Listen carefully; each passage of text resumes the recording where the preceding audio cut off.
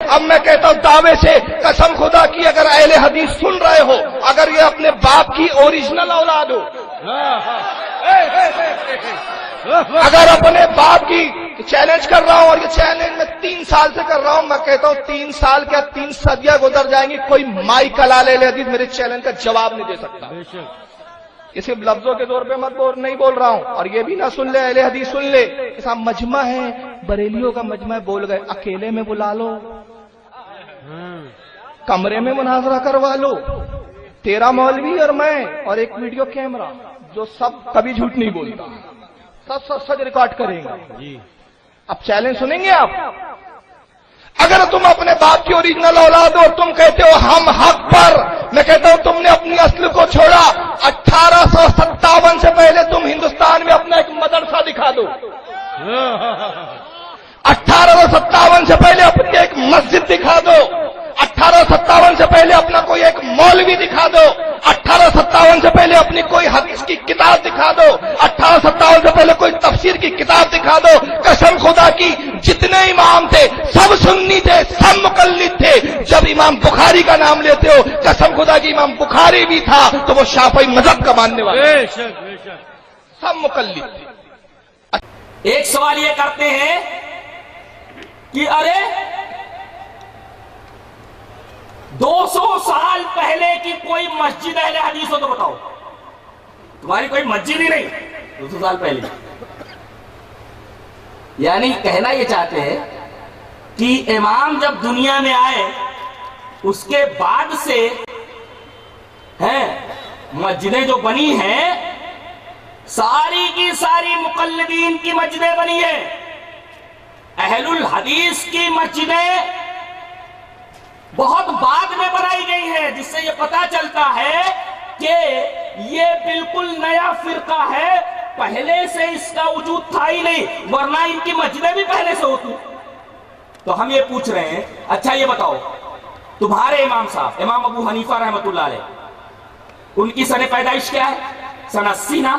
اچھا، اور سن 80 میں پیدا ہوتے ہیں، اور اس کے بعد حضرت امام شافعی رحمت اللہ علیہ سن 150 ہجری کے اندر پیدا ہوتے ہیں. یعنی جس سن میں حضرت امام ابو حنیفہ کا انتقال ہوتا ہے اسی سال امام شافعی پیدا ہوتے ہیں.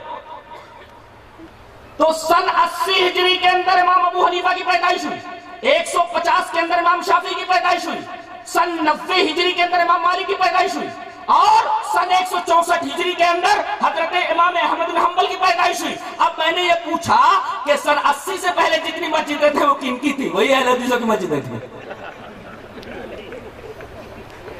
اس سے پہلے کہ تم اپنی مسجد میں دکھاؤ، حنفی مسجد دکھاؤ، مالکی مسجد دکھاؤ، رضائی مسجد دکھاؤ، لحافی مسجد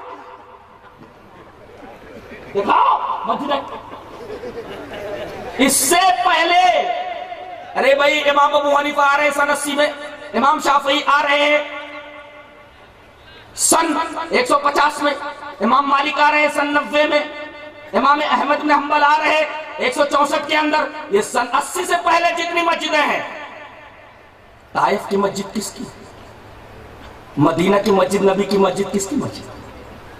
کعبہ کس کی مسجد؟ مدینے کے اندر دیگر جو مسجدیں بنی تو کون سی مسجد؟ ظاہر ہے کہ کوئی پاگل بھی یہ نہیں کہہ سکتا کہ حنفی مسجد تھی، مالکی مسجد تھی، حنبلی مسجد تھی، شافعی مسجد تھی. اس لیے کہ سن 80 کے بعد یہ سوال ہے اس سے پہلے کی مسجدیں کون سے؟ اہل الحدیث مسجد. ایک مثال دیتا ہوں، کہنے لگے مثال دیتے ہیں، ایک سمندر ہے. کیا مثال دیتے ہیں؟ ایک سمندر ہے، ٹھیک ہے بھائی سمندر ہے، اس سے 4 نہریں نکلی. 4 امام کہتے ہیں کہ ایک سمندر ہے جس سے 4 نہریں نکلی، ایک ایک نہر سے اپنے اپنے ذوق کے مطابق لوگ پانی پی رہے ہیں. یہ 5واں فرقہ کہاں سے آ گیا؟ تو جلال الدین قاسمی نے کہا کہ 5واں فرقہ بتاؤں کہاں سے آ گیا؟ وہی سمندر ہے وہ جہاں پہ 4 نہر نکلی.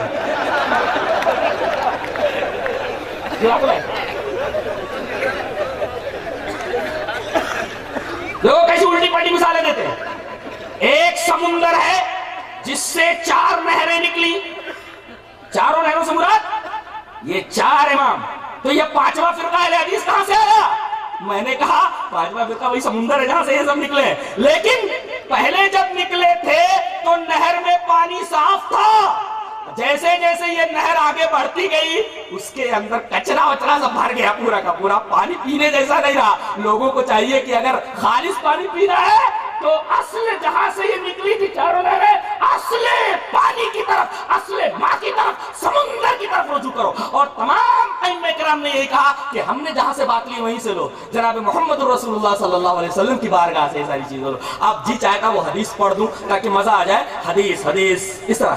وعن ابی ہریرہ رضی اللہ تعالیٰ عنہ قال قال رسول اللہ صلی اللہ علیہ وسلم انی قد ترکت فیکم شیئین لن تضلوا بعدہما کتاب اللہ وسنتی ولن یتفرقا حتی یرد علی الحوض، رواه الحاکم فی المستدرک فی کتاب العلم۔ حضرت امام حاکم رحمہ اللہ اس حدیث پاک کو ایسے ہی مستدرک حاکم میں کتاب العلم کے اندر لایا، راوی حضرت ابو ہریرہ ہے۔ حضرت ابو ہریرہ فرماتے ہیں کہ نبی کریم صلی اللہ علیہ وسلم نے ارشاد فرمایا کہ میں نے تمہارے درمیان 2 چیزیں چھوڑ دی، یہی نہر ہے، یہی الہی کی۔ قرآن بھی اترا اللہ کی طرف سے، حدیث بھی اتری، یہ وہ سمندر ہے، یہ وہ سمندر ہے۔ بعد میں نہریں نکلتی ہیں، ٹھیک ہے بھائی، تھوڑی دور چلی ہیں نہریں، پانی صاف تھا، لیکن جیسے جیسے نہریں آگے بڑھتی ہیں پانی گدلا ہوتا گیا۔ اب جن کو یہ گندا پانی پینا ہو وہی پیو، ہم کو یہ کچرے والا پانی نہیں پینا ہے، ہم کو بیمار نہیں ہونا ہے۔ ایک بیماری بدن کی بیماری ہوتی ہے، روح کو بیماری لگ جائے تو، ایمان کو بیماری لگ جائے تو ہمیں ان نہروں کا پانی نہیں پینا ہے، اس لیے کہ جس نہر کا پانی خراب ہو گیا ہو اس کے اندر کیٹانو، اس کے اندر جراثیم، نقصان دہ، مضر للصحت، صحت کے لیے مضر، پورے بدن کو تباہ کر دینے والے۔ جب آدمی گندا پانی پینے کے لیے راضی نہیں ہوتا، بسلری مانگتا ہے، دین کے بارے میں گندا پانی پینے کے لیے تو تیار ہو جاتے ہو، شرم نہیں آتی تم کو؟ حیا نہیں آتی؟ حیا نہیں آتی؟